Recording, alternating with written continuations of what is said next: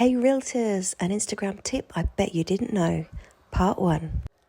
So first things first, head over to Instagram stories. From then, we're going to tap on layout. We're going to choose 4 squares and we're going to select the 4 best property pictures that you want to showcase to your audience. Once you've selected all of the pictures, you want to click done. Then we're going to head over to the effects and choose the selected effect. The one we're using today is called Mosaic. We're then going to copy and paste the link of the reel with the home tour in the center of the picture and head right back over to the stickers to grab the image. I would suggest using the front picture of the property.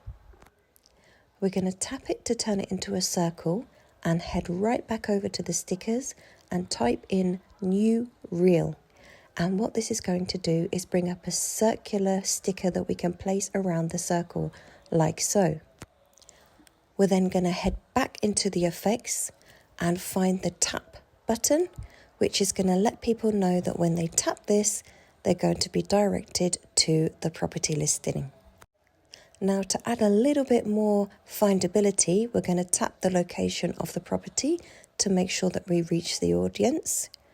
And the last but not least thing is we're going to head back over to stickers and we're going to choose a hashtag and we're going to type the city, the suburb or the town that the property is located in.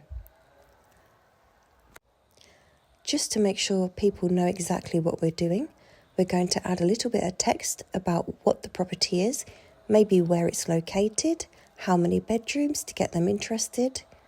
And then last but not least, we're going to add an audio, preferably a trending audio to this video to make sure that it's easier found. Now, if you found this video helpful, please make sure that you tap follow for more, comment below in the comments, and I'll see you in the next video.